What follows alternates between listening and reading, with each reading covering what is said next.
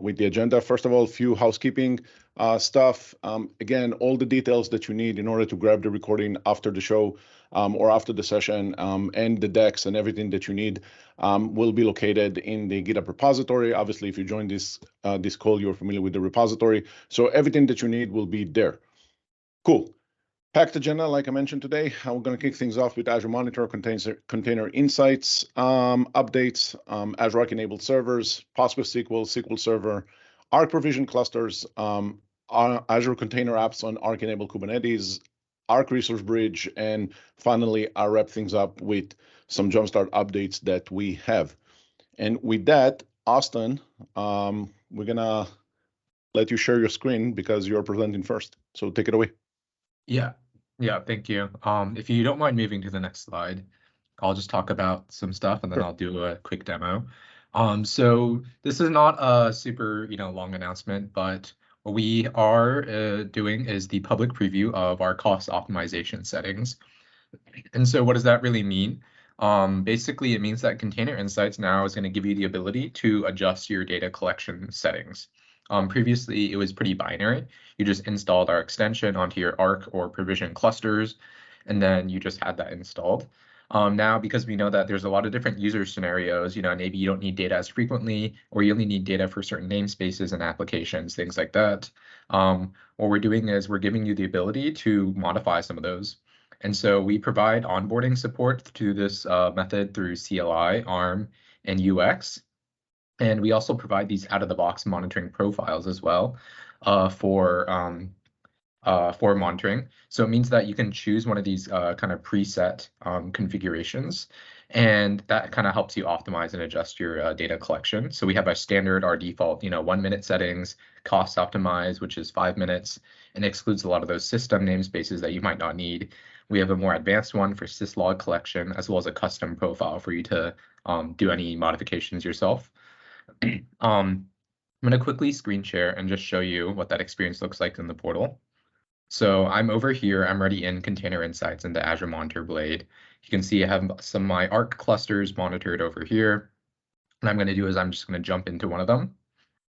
And so you could already have your cluster already installed, the extension, all that stuff, and that's totally okay. So what we do is when you go over to the Insights, the monitoring for your cluster, we have this new monitoring settings button. And what you'll be able to do is you'll be able to go in. You'll see you have these cost presets. You can go and click on one of them, and then you can edit their collection settings. So right now, you have 1 minute frequencies. You can go all the way down to 30 minutes if that's not something you really need. In addition, we have namespace filtering, so you can choose to include or exclude specific namespaces. So this is helpful if you know that you have certain really chatty or large applications that you don't really care about monitoring, or you have other alternative tools for doing that as well. And we also have syslog collection if you want to have that. So that's just the short demo and rundown. If we can go back to the slides. Yes. Yep. There we go. Yep. Thank you. Yep. So kind of giving a roadmap update. We're going to go GA support in April 2023. We know that a lot of the time people are maybe a little bit slower to adopt because things are not yet at a GA level. So we know we want to make sure that's coming and ready.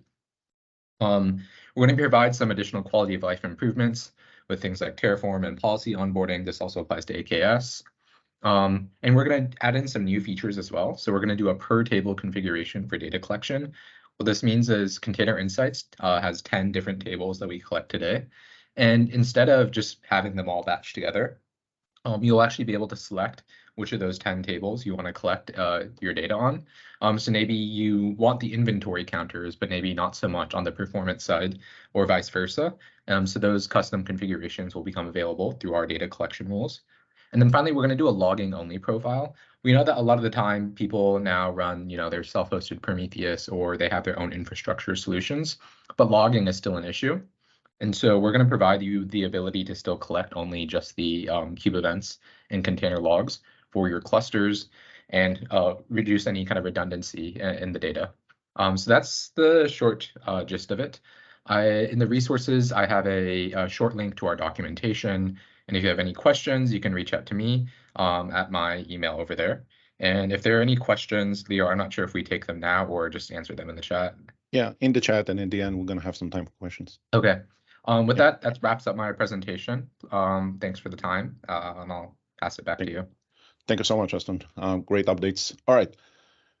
Moving along, Ryan, take us away. Awesome. Thanks, Leor. Hey, folks, this is Ryan from the Arc Server team. Small update today. We just released version 1.2.7 of our agent late last week. Definitely encourage everyone to go and upgrade. We have a ton of great bug fixes in there. Folks have been trying out all kinds of interesting new scenarios. We've been catching up with some of the small little quirks we've come across along the way. So appreciate all of you for sending us feedback and helping us make the product even better and more resilient. We also included a fix. It's also a feature that lets you patch Arc with the Update Management Center preview. So if you go ahead and update that, everything will go well, and you can now remotely manage and schedule updates for the Arc agent. A reminder, if you're on the Windows server, you do have to make sure that you have Microsoft Update enabled, or your WSUS server needs to synchronize the AZCM agent package for Azure Update Management Center to see it. The other thing I want to give a heads up for is coming soon. We are going to be launching generally available integration with Datadog. So if you're using Datadog for monitoring or metrics on your servers, we now are going to let you deploy the Datadog agent to your Arc-enabled servers as a VM extension. And then on the Datadog side, they've done some cool integrations with us to pull the data from Azure Resource Manager about your Arc servers and the Datadog agent's own data, as well as data from other cloud providers. And they'll pull it all together and correlate all that information and show you in their dashboards the agent health for Arc, so you can troubleshoot machines that might be showing as disconnected, get alerts on that, as well as being able to take any data you want to go and query in Datadog and use properties from Arc, including its tags or connectivity state, resource group, any of that. Use that alongside the data that Datadog has collected, and if it's in a multi-cloud environment, data from those multi-cloud tags and accounts as well. So we're going to have a whole dedicated Arc Lightning session for this, where we'll actually do a demo and show some great features and bring some of the Datadog folks on screen so that you can go and see all this. But I just want to give a heads up today that this is something we're really excited about, because it's our first third-party integration with Arc Server, and to keep your eyes out for blogs coming from Microsoft, Datadog, and the Arc Lightning episode. That's it for me. Well, cool. Thank you so much, Ryan. I got a sneak peek to the Datadog stuff. Definitely looking forward to that. Do we have Tolga? Tolga, you on?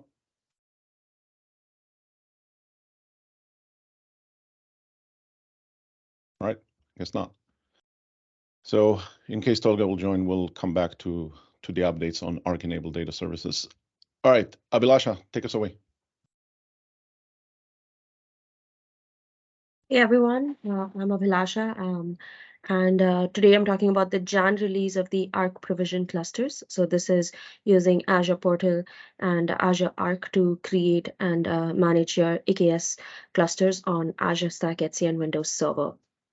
So the supported platforms for the Jan release are Azure Stack HCI, Windows Server 2019, and Windows Server 2022.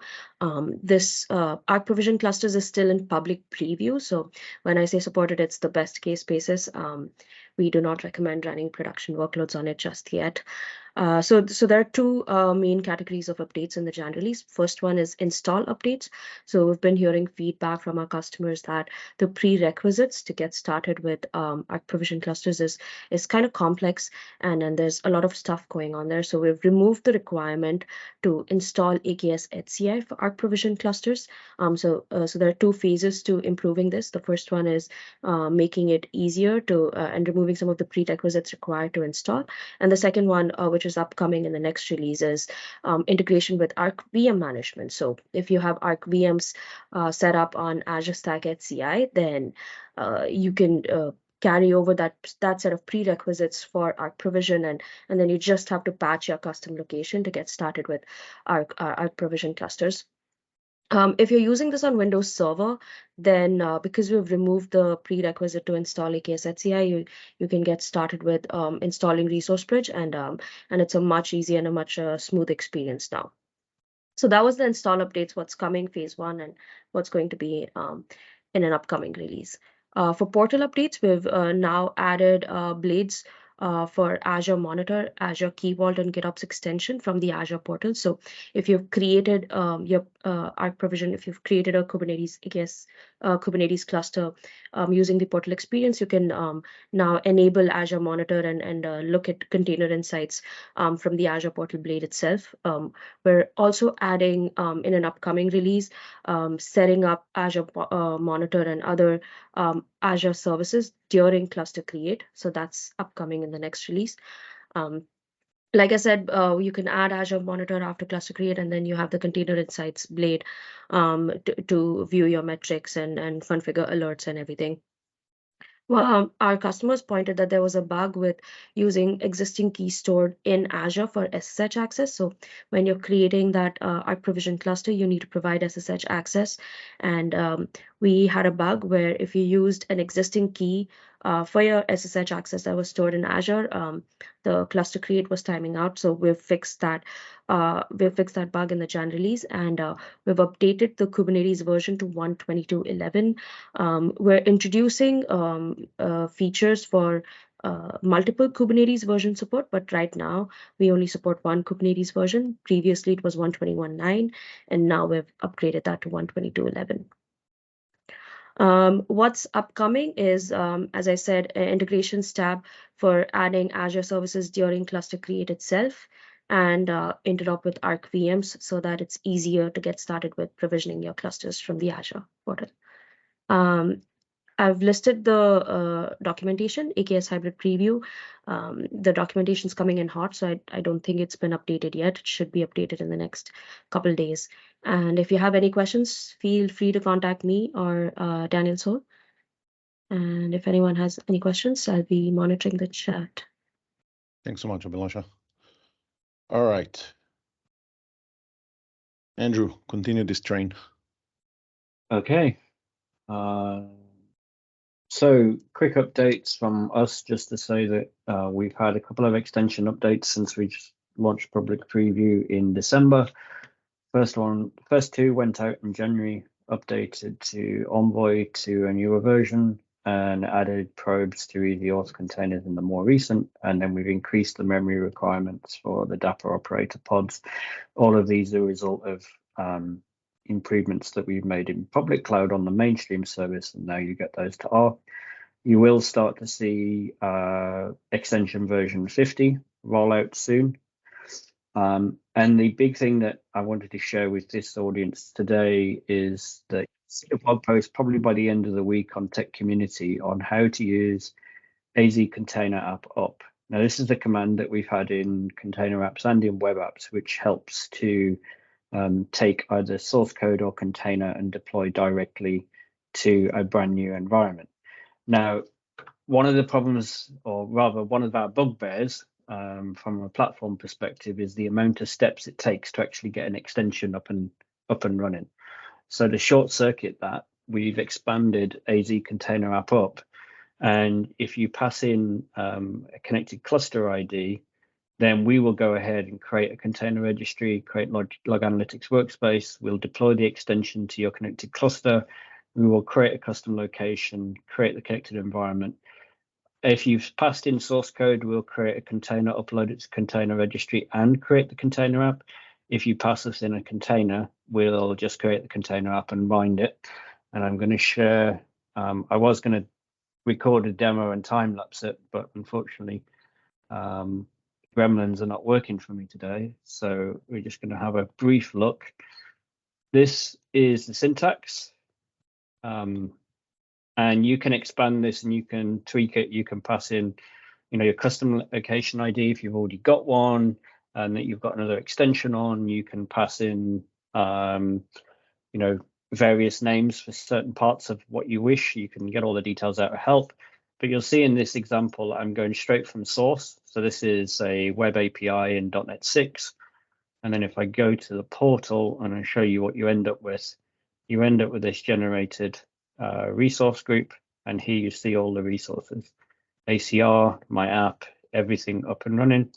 If I go to the app, you can see this one is actually running on Arc. the cluster should be healthy. It's a few days old, but we should see that that would spin up. And if I do hit the albums endpoint, we see that. And if I go back to the resource group, we can see in the repository, we can see that app that I created, and we can see the container.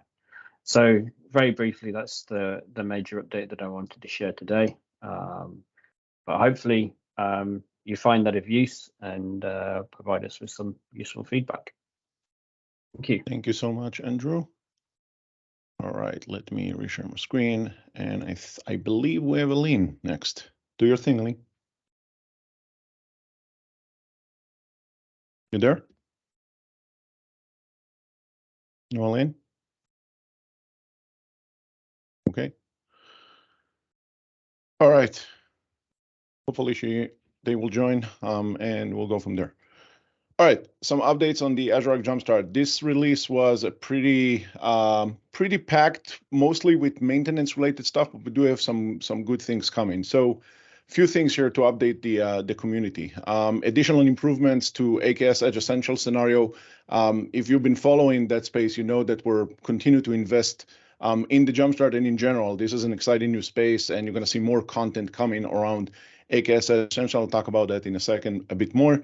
More improvements in optimizations for Azure Arc enabled SQL Server scenario, and obviously inside RBox, everything is up to date with the latest and greatest best practices analysis, Microsoft Defender for Cloud and for SQL.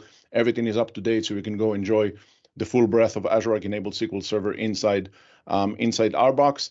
Couple of updates when it comes to RBox, just enforcements on HTTPS encryptions for storage account and open service mesh optimizations. For those of you who try RBox, thank you for opening the issues. We had some issues with the open service mesh extension. We fixed that, and you're good to go with RBox for DevOps if you wish to play with open service mesh, Key Vault integration, GitOps, and all those good stuff.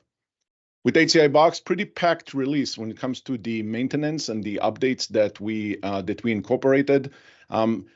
You now have an easy way to create the barrier token for Arc-enabled Kubernetes. So if you're not familiar with that, basically the barrier token will allow you to use that in order to use the cluster connect feature, right? So if you want to access the cluster from outside of the network, you're able to do that via the barrier token. So definitely an important addition. Also, the same encryption or same enforcement for HTTPS encryption is now available in HCI Box. We included a script for easily uninstalling Resource Bridge. We got a bit of feedback around that. People wanted to be able to uninstall Resource Bridge and then redeploy it, just part of their testing and demos. Also, yeah, this one is kind of a big one. In the past, we weren't able to. This is more related to the upstream product, but we weren't able to have Arc-enabled server resources in a different resource group than HCI Box or in HCI in general. So now this is possible, and we incorporated that code inside HCI Box. Coming soon. Actually, if everything goes as planned, either today or tomorrow, maybe in a couple of days, Arc-enabled SQL managed instance will be available in HCI Box. This is going to be an optional flag as part of the modularity that we have for HCI Box. So what you will be able to do is just set that to true, and you will be able to deploy Arc-enabled SQL managed instance onto AKS on Azure Stack HCI inside HCI Box. So that's definitely something that we look forward to incorporate in the code. Like I mentioned, probably a couple of days until we'll finish the review process and merge that.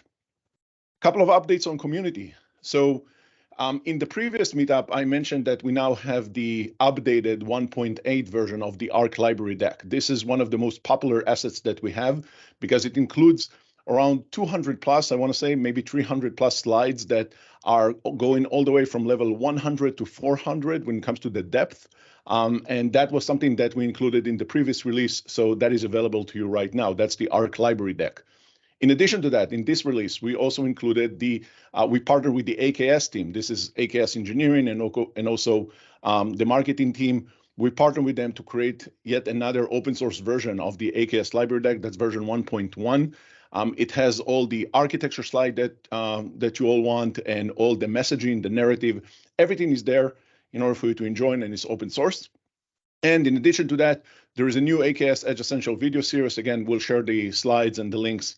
Everything will be available after the call, but this is a series that been teaming up with the AKS Edge Essentials team to create deep dive on AKS Edge Essentials. So we started with the architecture, then moved to networking, storage, the schema, the JSON schema, and we have a couple more episodes that are about to be released in the next couple of weeks. So make sure to follow that series. Cool. I'm looking at the chat. I'm not sure if we have any questions. So if you do have questions, please raise your hand. Again, I'm experiencing some Teams issue, and I don't see if anyone is raising their hand. So please let me know, and can stay on to get some questions. And obviously the PMs are here as well.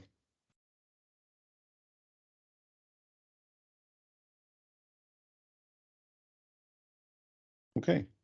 Ryan, I don't know if you're still on the call. Do we have ends? We do not. We do not. All right. That's totally cool. Thanks so much. That was a short and sweet community update. I thought we'll have a bit more, but it's totally okay. All the slides and the recordings will be available after the show, as always. Thank you, everyone, for joining, and we're going to see you in the next one. Thanks, everyone.